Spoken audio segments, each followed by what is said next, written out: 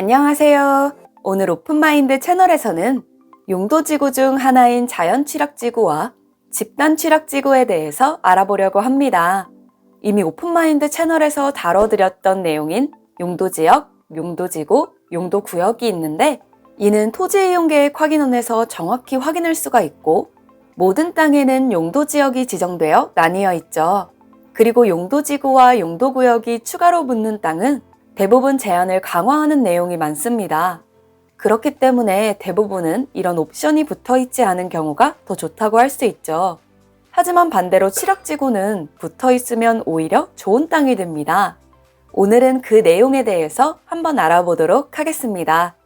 먼저 취락지구의 정의는 녹지지역, 관리지역, 농림지역, 자연환경보전지역, 개발제한구역 또는 도시자연공원구역의 취락을 정비하기 위해 지정하는 국토의 계획 및 이용에 관한 법률에 의한 용도지구의 하나입니다. 취락지구는 예전 국토이용관리법에서 농업지역 내에서 농어민의 집단적 생활근거지로서 개발이 특히 필요하다고 인정되는 지구라고 정의되었었고 지금은 그 범위를 확대하여 정의되고 있다고 하네요. 취락지구는 자연취락지구와 집단취락지구로 나뉘는데요. 자연취락지구는 녹지지역, 관리지역, 농림지역 또는 자연환경보전지역 안에 취락을 정비하기 위하여 필요한 지구이며 집단취락지구는 개발제한구역 안에 취락을 정비하기 위하여 필요한 지구라고 알아두시면 됩니다. 쉽게 말하면 녹지지역, 관리지역, 농림지역과 같은 지역들은 많은 사람들이 생활하지는 않는 지역이죠. 보통은 주거, 상업, 공업지역의 주 생활권이 형성되는데 그렇지만 이 외의 지역에서도 사람들이 생활을 하며 농업과 같은 일을 하면서 살아가는 경우도 있습니다. 이런 사람들이 모여서 어느 정도의 마을을 형성하게 되는데 그 마을의 사람들도 여러 가지 편의시설이 필요하겠죠? 그렇기 때문에 취락지구로 지정된 지역에는 해당 용도지역 및 용도구역에서의 규제보다 완화된 건축 제한과 건폐율을 적용받게 되며 공공에서는 취락지구 안에 주민의 생활 편익과 복지 증진 등을 위한 사업을 시행하거나 이를 지원할 수 있도록 하고 있습니다.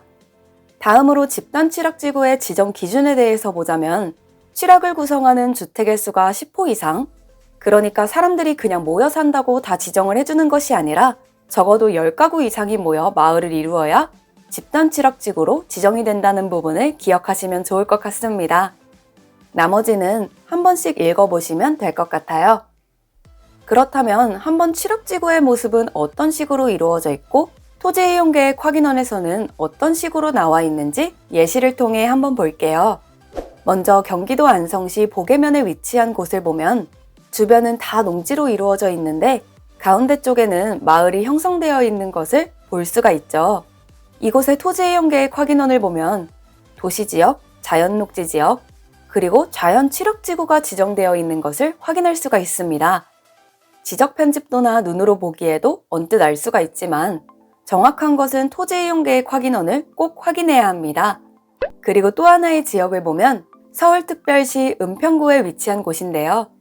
보시는 바와 같이 주변이 다 산으로 이루어져 있고 이곳은 개발제한구역에 속합니다.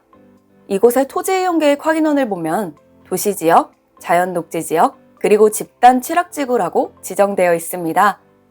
그럼 방금 전 안성이 지역에서도 똑같이 도시지역, 자연녹지지역에 속하는 곳이었는데 한쪽은 자연취락지구이고 다른 한쪽은 집단 취락지구라고 되어 있죠. 왜 그럴까요? 바로 개발제한구역에 따른 구분인데요.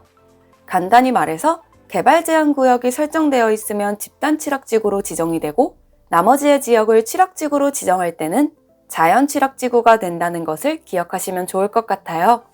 그럼 취락지구가 지정이 됐을 때 어떤 점이 과연 좋을지 한번 알아보겠습니다.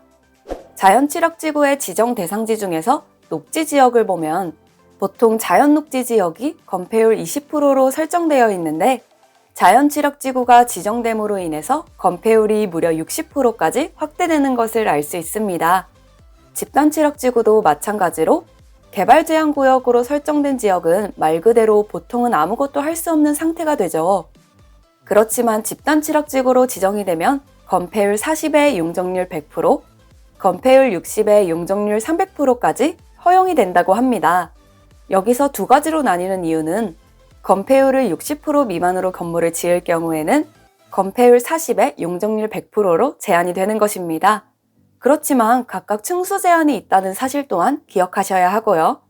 취락지구가 지정이 되면 주택, 1종 근생, 2종 근생 등의 다양한 건축물을 지을 수 있게 되어 더욱 좋다고 할 수 있습니다. 오늘은 이렇게 용도지구 중 하나인 취락지구에 대해서 알아보았는데요. 토지 투자를 하기 위해서는 토지가 어떤 용도지역, 용도지구, 용도구역인지 꼼꼼히 살펴보고 알아두어야 하겠죠?